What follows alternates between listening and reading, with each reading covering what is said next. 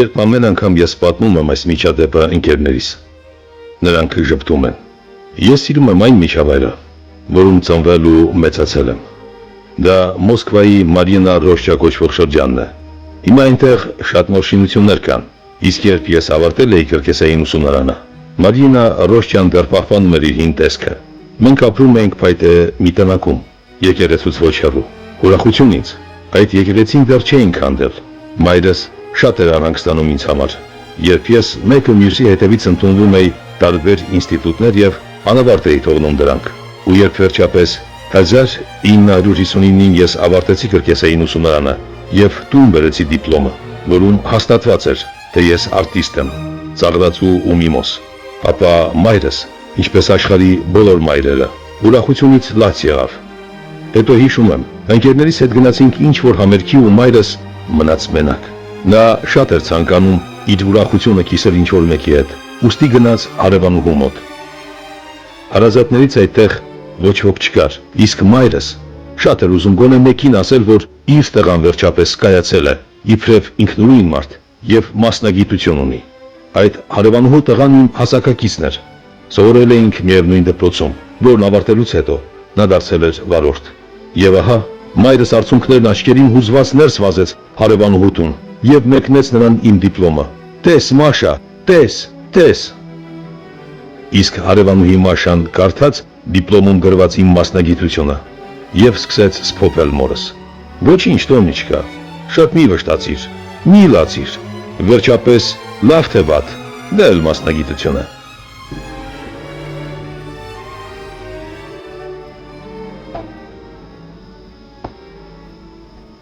Ոչ մի հորինած խոսք, ոչ մի գեղեցիկ գրվածք չի հավակնում առավել դիպուկ նախաբան դառնալ Լեոնիդ Ենգիբարովի կենսագրությանը, քան իր իսկ պատմած հիշյալ միջադեպը։ Ըստ էության դա սոսկ զավեշտալի պատահար չէր, որ վկայում էր, թե որքան միամիտն էր կամ աննրբանկատ հարևանուհի Մաշան։ Ամենևին, պարզապես այն ժամանակ, թերևս ինչպես նաև հիմա, մարդկանց համար անհասկանալի էր, իսկ որոշ չափով անընդունելի ծաղրածուի գործն իբրև մասնագիտություն։ Գոյություն ունի մի զարմանալի հակասություն։ Մարդիկ պատրաստ են ժամեր շարունակ գամբաց հետևել ծաղրածուի ելույթին, հրճվել, ծիծաղել, խանդավառությամբ ծափահարել նրան, պարգևած անմոռանալի պահերի համար։ Սակայն նույն այդ մարդիկ մեծամասամբ հակված են երբեմն կամարանքով խոսել ծաղրածույության, իբրև մասնագիտության մասին։ Պատմության փորձը ցույց է տվել, որ բոլոր ժամանակներում եւ բոլոր միջավայրերում անխտիր ծաղրածուները համարվել են հասարակության գործնական կյանքի հունից դուրս հայտնված մարդիկ, բայց եւ այնպես նրանց գոյությունը կենսական նշանակություն է ունեցել հասարակության համար։ Նրանց հեգնում էին, փնովում, անվանում անբաններ ու անպիտաններ, հաճախ նաեւ հետապնդում էին։ Սակայն նրանց եւ ոչ մի ելույթը անտարբեր չէր թողնում թե աղմկաշատ հրապարակներում հավաքված հասարակ հանրությանը, եւ թե պերճաշուկ դղյակներում ապրող բարձաշխարհիկ խավին։ Կարճ ասած, հանձին ծաղրածուների հասարակությունը միշտ տեսնում էր իր կենսական օրենքների հետ հակասության մեջ մտած մարդկանց, առանց որոնց սակայն նույն հասարակությունը պարզապես չէր կարող ապրել, եւ դա զարմանալի չէ։ Ըստ էության, ծաղրածուների գոյությունը պայմանավորված էր հանրության ինքնակնդատության ներքին, մնազդային պահանջով, ինչը խիստ անհրաժեշտ պայման էր մարդկային համակեցության բարոյական նորմերը մշտապես վերարժևորելու եւ հղկելու համար։ Ուստի օրինաչափ էր, որ հին ժամանակներում միայն ծաղրածուներին էր վերապահված իրավունքը առարկել ու ծաղրել թագավորներին։ Բնականաբար, Ենգիբարովների հարևանուհին այդ ամենի մասին չգիտեր։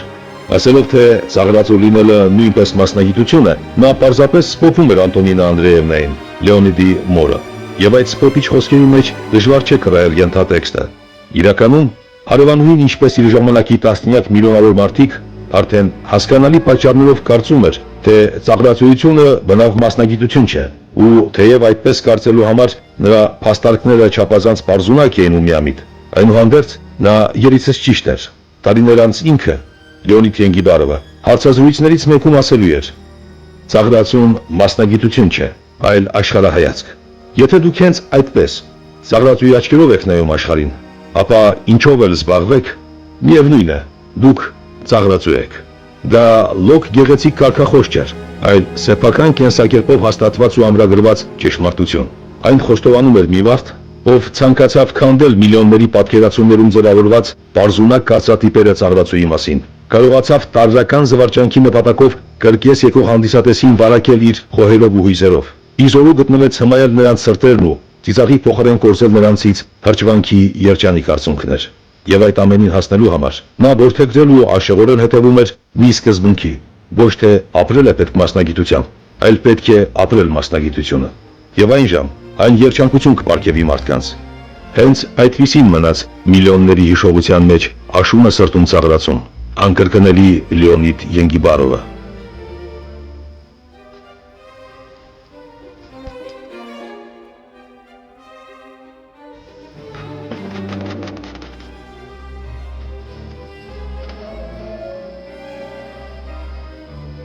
Լեոնիդ Ենգիբարովը ծնվել էր 1935 թվականի մարտի 15-ին Մոսկվայում։ Նրա հայրը Գեորգի Ենգիբարովը մասնագիտությամբ շեֆ խոհարար էր եւ աշխատում էր մետրոպոլ եւ Արմենիա ռեստորաններում, ուր պատրաստում էր հայկական ուտեստներ։ Մայրը ազգությամբ ռուս էր, ծնունդով Տվերի մարզի Գեղչուկներից։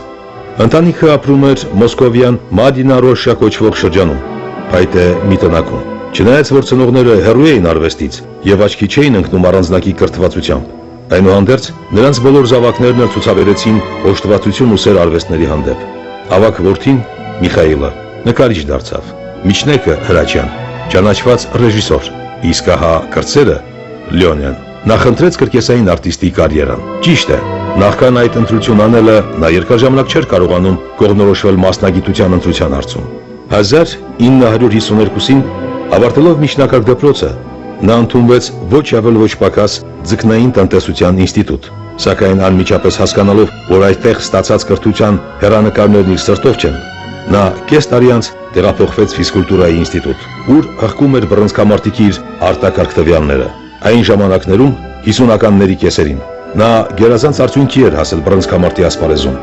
1953 թվականին Մոսկվայի առաջնությանը նա մեկը մյուսի հետևից 9 հաղթանակ տարավ ու պարտվեց միայն մեկ անգամ եւ արդյունքում զբաղեցրեց 3-րդ պատվավոր տեղը իր քաշային կարգում։ Սկսելով զբաղվել բռնցքամարտով 1952-ին, արդեն 2 տարի անց նա ուներ որակավորման առաջին կարգը, ինչը փայլուն ցուցանիշ էր, սակայն բռնցքամարտը եւս իզորու չեղավ բավարարելու Պատանի Լյոնիայի ձգտումները։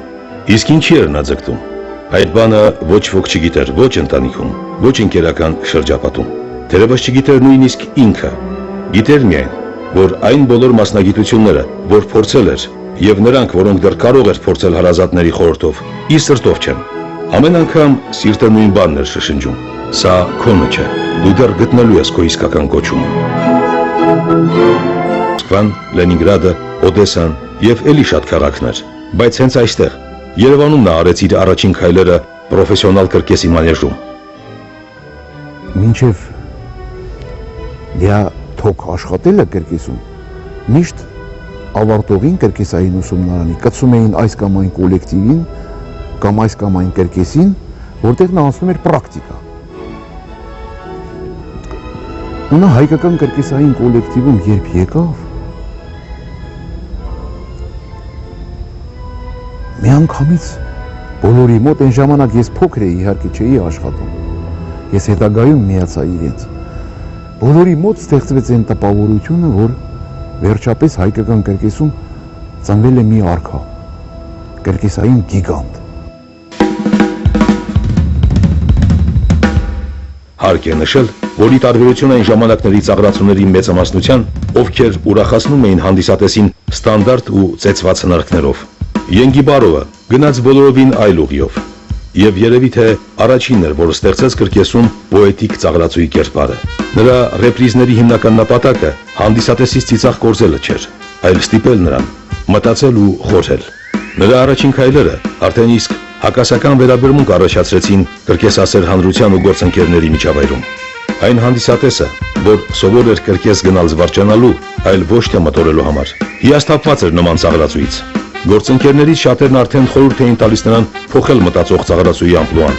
սակայն Ենգիբարովը համառորեն շարունակում էր զարգացնել ու կատարելագործել իր ոճն ու ձեռագիրը։ Նա չհրաժարվեց ընտրած ճանապարհից եւ շուտով ապացուցեց, որ կանգնած էր ճիշտ ուղու վրա։ Ես բացարձակապես չեմ օգտվում կեղծամներից։ Իմ բեմական հագուստը համարյա թե նույնն է, ինչ կյանքում։ Ես չեմ տստզում, չեմ աղաղակում մանեժում։ Ես լռում եմ, եւ այդ լեզուն հասկանալի դարձավ հանդիսատեսին։ Ծաղրածուն դա մարդ է, ով սովորականի մեջ գտնում է անսովորը։ Դրանից էլ առաջանում է կոմիզմի էֆեկտը։ Բայց ես մանեժ եմ դուրս գալիս, ոչ միայն նրա համար, որ ծիծաղեցնեմ հարգարժան հանրությանը։ Ոչ, ես մանեժ եւ էստրադային բեմ եմ դուրս գալիս զրուցելու հարգարժան հանրության հետ։ Բարու եւ չարի, վեհանձնության եւ ստորության, սիրո եւ քնքշության մասին պատմելու։ Վերցրեք իմ ռեպրիզները, էտյուդներն ու մանրապատումները։ Դրանց հիմնական թեման մարդն է։ Նա տիրապետում էր կրկեսային արվեստի բոլոր ժանրերին։ Բոլոր անխտիր։ Այդպիսի ծաղրածու մենք չունենք, որ բոլոր ժանրերին նա տիրապետի։ Նա իր խաղացանկի մեջ օգտագործում էր կրկեսային բոլոր ժանրերը եւ այս կամ այն ժանրի վրա, հիմքի վրա ստեղծում էր իր ծաղրածողական կլոունադան, ռեպրիզը։ Դա համար մեկ մեծություն։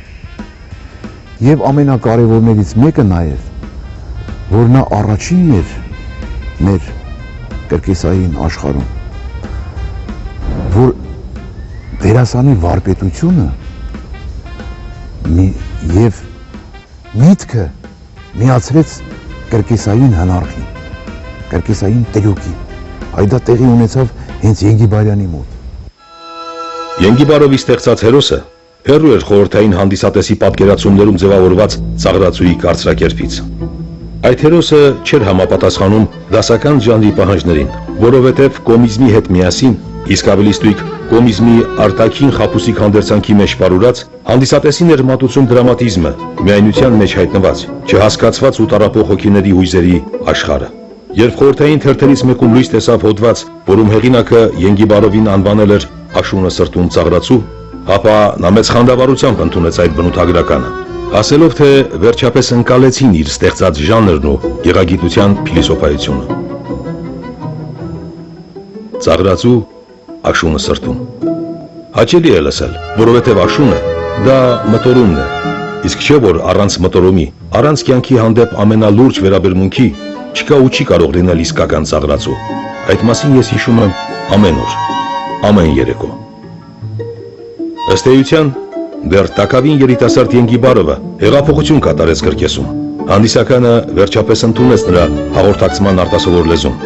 մարդասիրության նրա փիլիսոփայությունն ու ծաղրածուական արվեստի մատուցման կերպը։ Սակայն տարակուսելին այն էր, որ արդեն ընդունելի եւ սիրված դառնալով հանդիսատեսի կողմից, նա ստիպված էր դեռ երկար ժամանակ ապացուցել իր արվեստի եւ աշխարհայացքի գոյության իրավունքը գործընկերների մասնագիտական միջավայրում։ Պահանջվեց երկար ժամանակ, մինչև որ սովետական մանեժների առաջատար արտիստները վերջապես խոստովանեն նրա արվեստի հաղթանակը։ Յուրի Նիկուլինը հիշում էր. Երբ ես առաջին անգամ տեսա նրան մանեժում, նա դուր չեկավ ինձ։ Ես չէի հասկանում, թե ինչու էր Ենգիբարովի անվան շուրջ նման աղմուկ բարձրացել։ Իսկ 3 տարի անց, դարձյալ տեսնելով նրան մոսկովյան կրկեսի մանեժում, ես արդեն հիացած էի։ Նա փայլուն էր պահում դադարը, ստեղծելով փոքր-ինչ տխուր մարդու կերպար, եւ նրա ամեն մի ռեպրիզը ոչ թե զվարճացնում էր հանդիսատեսին, ոչ, այլ նաեւ բովանդակում էր իր մեջ փիլիսոփայական իմաստ։ Ենգիբարովը բառիսկ չարտաբերելով անդադար զրուցում էր հանդիսատեսի հետ, սիրո եւ ատելության, մարդու հանդեպ հարգանքի, ծաղրածուի զգայուն սրտի, միայնության մասին, եւ այդ ամենը նա անում էր հստակ, նուրբ եւ անսովոր։ Աշխատելով հայկական կրկեսային կոլեկտիվում, այնուհետև նա աշխատեց նաեւ Սայուզ Գոսցիրկ միավորման տարբեր խմբերում։ Եվ Ենգիբարյանին ուղարկում էին այն քաղաքները, որտեղ պլան չէին կատարում, ֆինանսական պլան երբ չէին կատարում, ուղարկում էին Լեոնիդ Ենգիբարյանին Խարկովում, Դոնեցկում, Կալինինում այն ժամանակվա, Տուլայում, ուղարկում էին Ենգիբարյանը 3-4 ամիս անշլագներ էր անում եւ պլանը կատարվում էր։ Բավական էր, որ ժողովուրդը դիտեր իրեն մեկ ներկայացումը, հետո նորից գալիս էին մի քանի անգամ էին դիտում։ Լեոնիդ Ենգիբարովի ժողովրդականության խելահեղաճի հետ մեկտեղ նրա վրա սկսել էին ուշադրություն դարձնել նաև այլ ստեղծագործական մասնագիտությունների ներկայացուցիչները, այդ թվում նաև կինեմատոգրաֆիստները։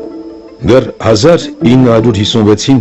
նա նկարահանվել էր կոմունիստ կոչվող ֆիլմի փոքրիկ մի դրվագում, որում խաղացել էր գլխավոր հերոսին սպանող ավազակի դերը։ Սակայն դա ընդամենը ուսանողական տարիների զբաղմունք էր։ Իսկ ահա 1962-ին նրան արդեն առաջարկել էին խաղարկային կինոյում կերպարանավորել իր իսկ անձը։ Հայ ֆիլմի ռեժիսորներ Մալյանն ու Իսահակյանը մտադրվել էին նկարահանել ֆիլմ Ծաղրածուի մասին, եւ այդ գաղափարի ոգեշնչման աղբյուր ծառայեց Ենգիբարովի կյանքն ու ստեղծագործությունը։ Ֆիլմը շատ ջերմ ընդունվեց հանրության կողմից եւ եւս մի աստիճանով բարձրացրեց Ենգիբարովի ժողովրդականությունը։ 1964-ին նրան համագործակցության առաջարկ արեց նաև հայազգի մեծ ռեժիսոր Սերգեյ Փարաջանովը։ Ենգիբարովը մեծ ուրախությամբ ընդունեց այդ առաջարկը եւ նկարահանվեց Փարաջանովի ամենանշանավոր ժապավեններից մեկում՝ մոռացված նախնիների ստվերները կինոֆիլմում։ Ой, я молча беда, считайте, хоть нас мерзла. Головочко моя бідна, не хоче любити. Прийдет ми суволощено до баби ходити. Обрати, товаришу, турешу. Прошу тебе, не зраді мене, любий, товаришу. Господи, милосердя, Господи Боже. Моє юбки весь слабості легкуват Боже. Ну, раз від застала сонця не видати. Прошу,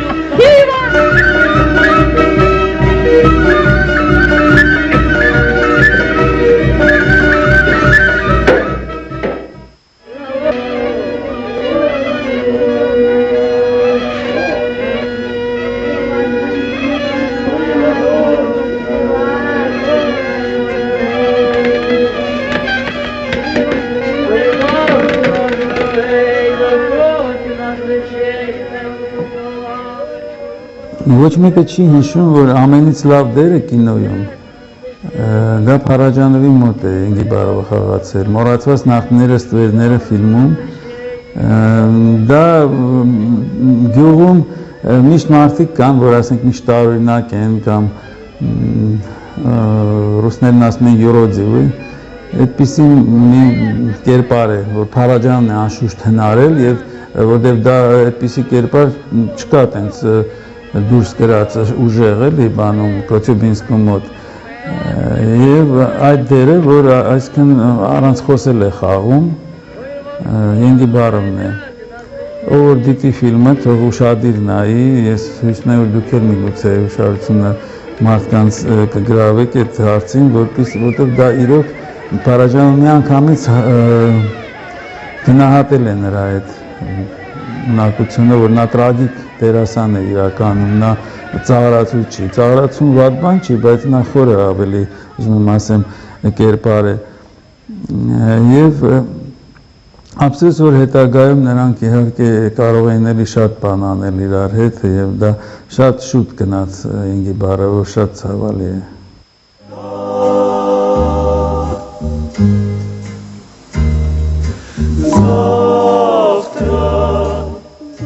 Այնուհետև մեկը մյուսին հետևեցին ուրիշ հրավերներ, եւ Ենգիբարովը ժամանակ գտավ նկարահանվելու անվանի ռեժիսորներ Ռոլան Բիկովի, Վասիլի Շուքշինի, Թենգիս Աբուլաձեի բեմադրած մի քանի ֆիլմերում։ Կինոէկրանը կրկնապատկել էր Ենգիբարովի համբավը, ու թերևս ապագայում նրան սպասում էր նաեւ կինոարտիստի փայլուն կարիերա։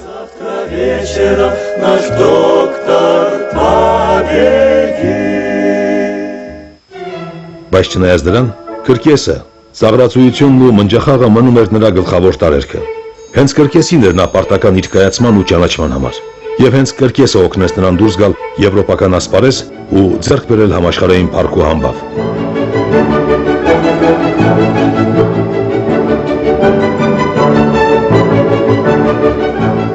Իմ կարծիքով Ենգիբարյանին պետք էր այդ երկու ֆիլմը չեն բացահայտում լիովին նրա կերպարը։ Նրան պետք է տեսնել կենդանի։ Ես համարում եմ, ովքեր նրան կենդանի մանեժում, այս արենայում, չեն տեսել, լիովին չեն կարող բացահայտել նրա էությունը, դա միանշանակ է։ 1964 թվականին Լեոնիդ Ենգիբարովը Պրահայում մասնակցեց Ծաղրածուների միջազգային մրցույթին ու արդյունքում նվաճեց առաջին մրցանակը՝ Բասի անվան գավաթը։ Դա շլացուցիչ ձեռքբերում էր 29-ամյա երիտասարդի համար, որին ընդամենը մի քանի տարի առաջ չէր ճանաչում գրեթե ոչ ոք։ Այդ հաղթանակից հետո արտասահմանյան կրկեսները բառացիորեն մեծ որս սկսեցին Ենգիբարովի հետևից։ Արևմտյան մամուլը օժտում էր նրան Եվրոպայի լավագույն ծաղրացու, երկիր մոլորակի մեծագույն ծաղրացու եւ ուրիշ հնչեղ կոչումներով։ Անվանի արտիստները նրա ելույթների մասին խոսելիս ընդգծում էին, որ այդ երիտասարդը բացառիկ օժտվածության տերազնավորությունը։ Նույնիսկ ինքը մնջախաղի մեծ վարպետ Մարսել Մարսոն նշում էր, որ Ենգիբարովը մնջախաղի անգերազանցելի հանճար է եւ որ ինքը խոնարհվում է այդ հանճարի առջև։ Սակայն հակառակ այս գնահատականներին բուն խորհրդային միությունում կրկեսային չինովնիկներն ու քաղաքական իշխանությունները մեծ խանդով էին վերաբերվում Ենգիբարովի հաջողություններին։ Ճանաչումը արևմտքում պարզապես կատաղեցնում էր նրանց, եւ նրանք ամեն կերպ առիթ էին փնտրում նսեմացնել ու խանգարել Ենգիբարովի եվրոպական հաղթարշավը։ Թեպետ 60-ականների վերջում նա կարողացավ ելույթներ ունենալ Չեխոսլովակիայի, Ռումինիայի, Լեհաստանի կրկեսներում։ Այնուհանդերձ նրան համառորեն արգելում էին այցելել Արևմտյան Եվրոպա եւ Ամերիկա, որտեղից անընդհատ նրան կանչում էին հյուրախաղերի։ Գործի բերումով ես տարվա մի քանի ամիսը լինում եմ եվրոպական երկրներում եւ տեսնում եմ այնտեղի ծաղրացումները արտասահմանյան, որոնք երբևիցե չեն տեսել Ենգիբարյանին, կրկնօրինակում են իր համարները։ Հետաքրքրում է, թե որտեղից է դա գալիս։ Երբ են տեսել, երբ են կարողացել ընկալել Ենգիբարյանական էսթետիկան, երբ հարցնում եմ, նրանք ճանապարհ դեպի կրկես, 2 Լեոնիդ 2 այդ ֆիլմից տեսել են այդ ֆիլմը եւ արդեն տպավորություն են ստացել։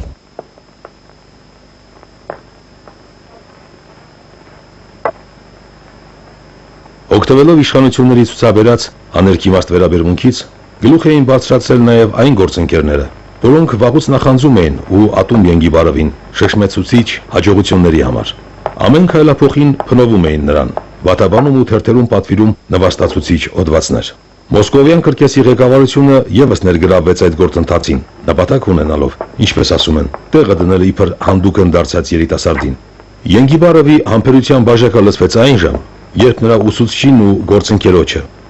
շտողեցին իր հետ մեկնել հերթական արտասահմանյան հյուրախաղերին։ Հուսահատված ու հիասթափված նա դիմում գրեց խորպետ կրկեսից իրեն ազատելու պահանջով։ Ակնառու էր, որ նման ծանրակշիռ վճիռ կայացնելու համար պատճառները շատ էին,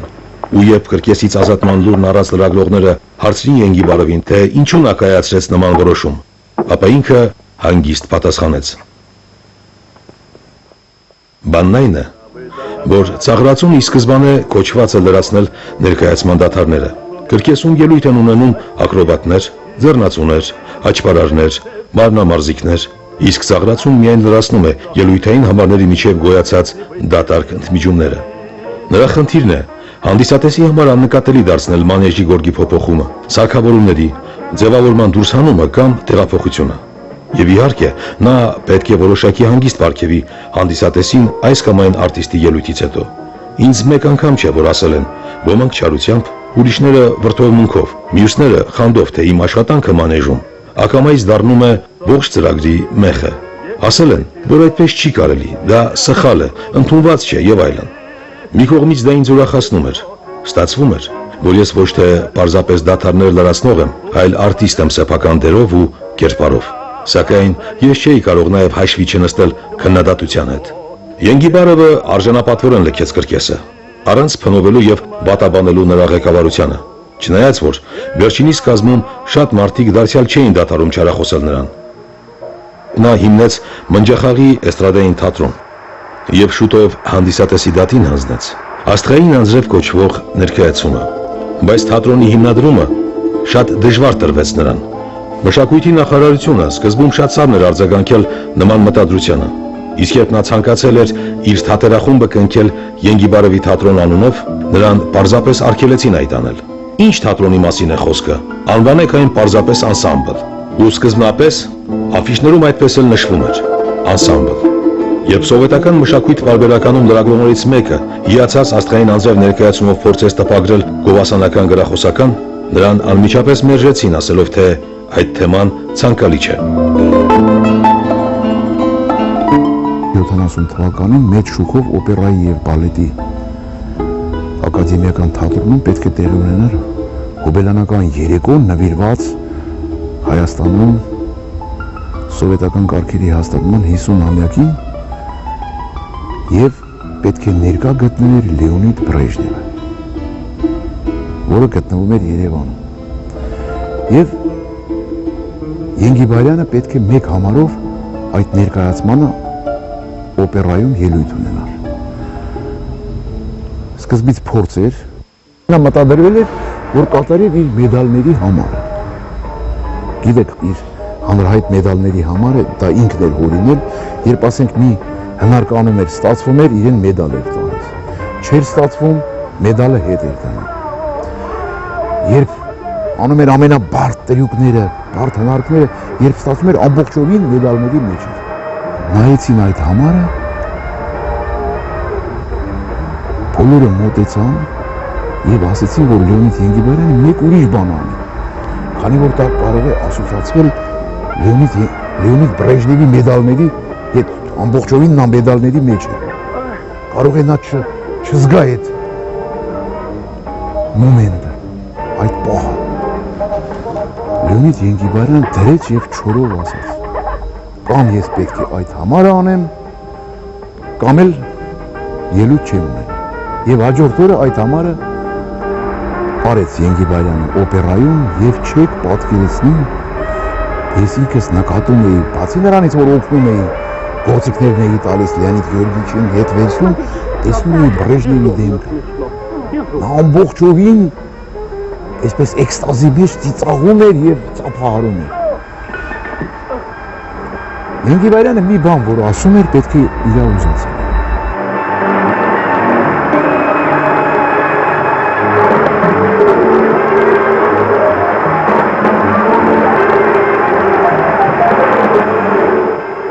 Այդ միջոցին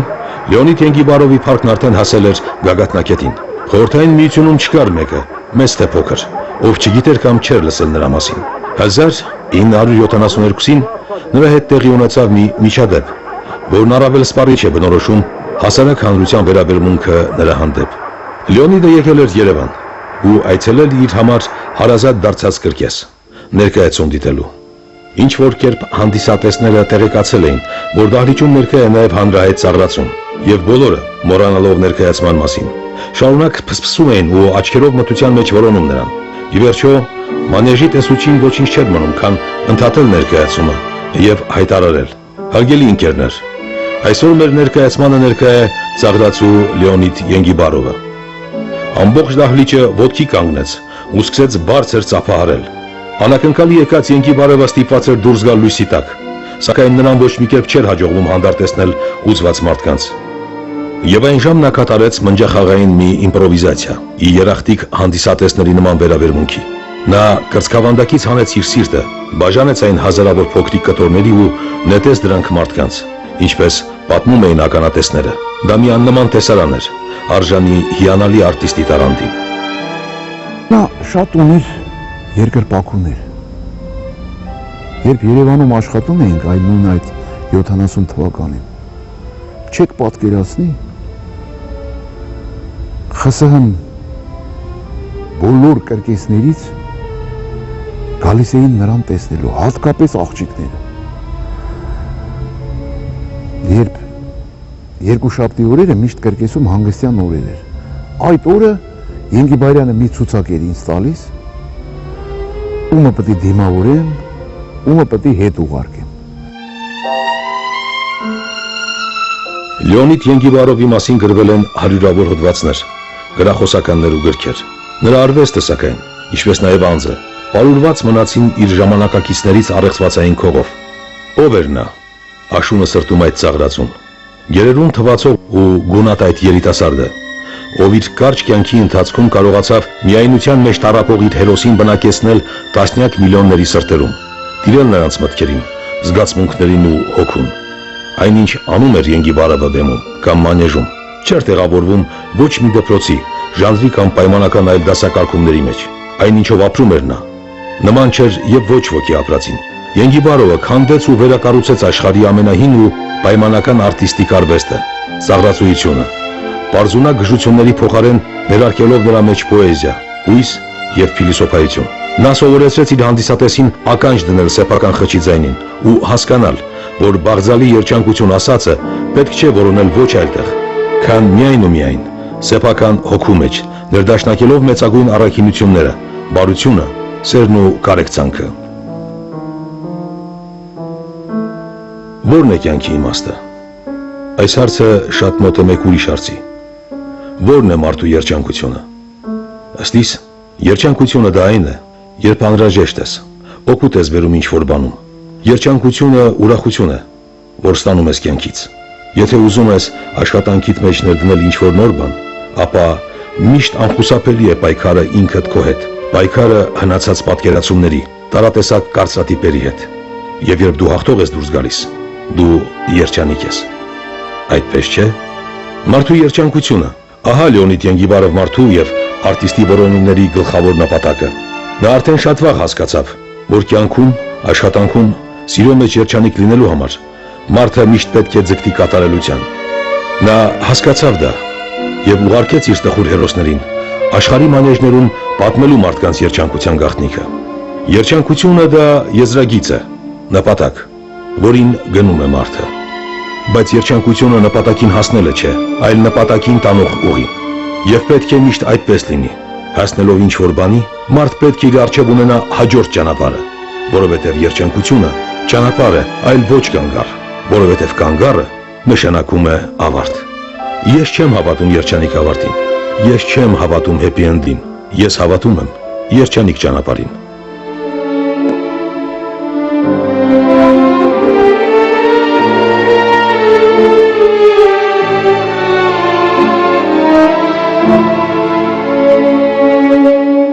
Մենք կրկեսի դերասաններ ես, մեր ելույթը ունենում գնում ենք, բայց երբ ծրագրում Լեոնիդ Ենգիբարյանն էր, չէ որ նա պետք է կատարեր 8-ից 10 փոքրիկ ծաղրածովական կլոունադը, մենք բոլոր դերասաններս դուրս էինք գալիս այս միջանցքներում և տեսնում էինք նրա բոլոր համարները, որտեղ ամեն անգամ նա անում էր յուրովի, իմպրովիզացիան նրա հիմքն էր և չէինք կշտանում։ Անձամբ ես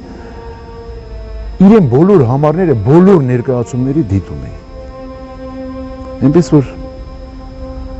ասել, որ նա մեծ դերասանն էր, կարծում եմ քիչ կլինի։ Հետո նա սիրում էր գրել, երևի շատերը կարդացել են նրա նովելները։ Նա տեսնում էր կյանքի այս կամ այն կողմը, բացի նրանից, որ դա նա արտացոլում էր իր կրկեսային խաղացանկում, նա նաև գրի էր առնում։ Եվ շատերը կարդացել են և գիտեն, որ հոյակապ նովելներ է նա գրել։ Ինչպես դառնալ Ենգիբարով, ինչպես դառնալ մոլորակի մեծ ծաղրացու։ Ժամանակին այդ հարցը ուզում էր, ու մինչև օրս էլ ուզում է շատ շատերին։ Նրա մտերիմ ընկերներից մեկը հետաքրքիր ու բարձունակ պատասխան տվեց այդ հարցին։ Ենգիբարով դառնալու համար պետք է հավատալ սեփական եսին եւ ուշադրություն չդարձնել նրանց վրա, ովքեր ասում են այդպես չեն անում, այդպես չեն աշխատում, այդպես չեն ապրում։ Ոչ, անում են, աշխատում են, ապրում են։ Ենգիբարով դառնալու համար պետք է լինել աղքատ։ Փողը խանգարում է ճանապարհի սկզբում։ Ճապոնական ասացվածք կա, եթե չունես դժվարություններ, գնիր դրանք։ Նա աղքատ էր իր ամբողջ կյանքի ընթացքում։ Նա կոպեկներ էր ստանում իր ելույթների համար։ Ճարպիկ ադմինիստրատորները միշտ խաբում էին նրան, բայց նա նաև առատաձեռն էր իր սիրելի Յադինա Կոկինայի համար։ Նա կարող էր գնել մի դույլ վարդեր, սիրում էր միշտ հյուրասիրել իր ընկերներին։ Ենգիբարով դառնալու համար պետք է հասկանալ, սիրել ու գնահատել նրանց, ովքեր քո կողքին են։ Նոր եւ ընկերների հանդեպ նա քնքուշ էր։ Նա պարկեշտ էր, բարի ու վեհանձն, կարողանում էր ներել եւ երբեք վրեժխնդիր չէր լինում։ Ենգիբարով դառնալու համար պետք է կարողանալ աշխատել ամբողջ օրը, փորձել, մտածել, կարդալ, որոնել, կրկնել, սխալվելիս նորից կրկնել, սովորել։ Նա արթնանում էր շատ վաղ եւ պառկում էր ուշ, պարապում էր գիշերները, աշխատում էր ժամերով։ Եվ վերջապես Ենգիբարով դառնալու համար պետք է կարողանալ ուշադրություն չդարձնել նախանձող գործընկերների ու մրցակիցների վրա։ Միշտ էլ կգտնվեն մարդիկ, ովքեր ականջին սուտ կամ զազիր մի բան կփսփսան։ Այդպիսիների համար հաճույք է վիրավորել տաղանդավոր մարդուն։ Սակայն Լեոնիդ Ենգիբարովը ներում էր բոլորին, Նա կարող էր պայթել վրդովմունքից եւ անմիջապես ներել։ Այդպիսին էր ինքը, երկիր մոլորակի մեծ ծաղրացում։ Նա դուրս էր գալիս մանեժ ու մի պահ լուր նայում էր դահլիճին, ապա ռեպիտով աչքով անում, կարծես հասկացնելով, թե հիմա զարմացնելու է բոլորին։ Եվ սկսում էին նրա ռեպրիզներն ու մանրապատումները, մեդալները, կրոկոդիլոսը, ակրոբատը, ջութակը։ Դահլիճը չէր ծափահարում։ Դահլիճը պայթում էր հիացմունքից, չթողնելով առեղծվածային ծաղրացուին հեռանալ մանեժից։ Մարդկանց թվում էր, թե աշունը սրտում ծաղրացումը երբեք չի լքի նրանց։ Ներկայացումը կավարտվի։ Կմարեն կրկեսային գմբեթի տակ շողացող լույսերը, սակայն կգա հաջորդ օրը,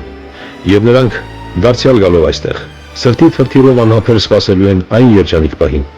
երբ մանեժին գցած միայնակ աղոտ լույսի մեջ վերջապես կնշվարվեն ծանոթ ու սիրելի դարձած ուրվագծերը։ Այդպես էր եղել միշտ, սակայն մի օր ծաղրացուն չեկավ։ Մարդիկ սպասում էին, իսկ նա չեկավ։ Ու մանեժին գցած միայնակ աղոտ լույսը այդպես էլ մնաց դադարք։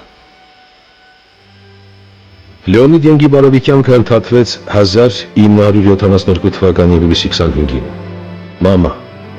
ուսկս այրվում է,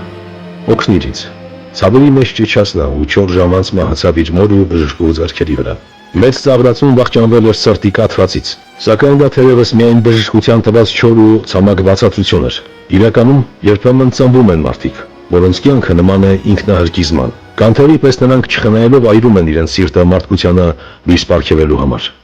Այդպիսին էր Լեոնիդ Ենգիբարովը, եւ այդպես նա ապրեց իր կյանքը։ Նրա թաղման օրը Մոսկվայում աննախադեպ անձրև էր։ Քաղաքը հեղեղվել էր անձրևաջրով։ Բնությունն ասես լալիս էր։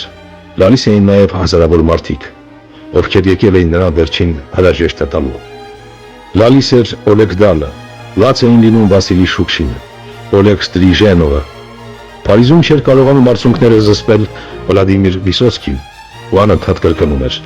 «Չեմ հավատում նրա մահվանը, չի կարող պատահել»։ Պատահեց։ Նա ապրեց ընդամենը 37 տարի, բայց հասցրեց անել այնպես, որ մարդիկ հմայվեն իր սրտի աշունով։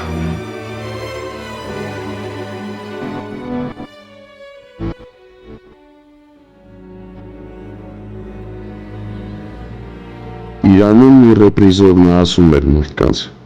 «Մի տխրեք, ես ձեզ հետ եմ, մի թախծեք, հիշեք ինձ, եթե պետք լինի, ես կգամ ձեզ օգնելու, միայն թե հիշեք ինձ,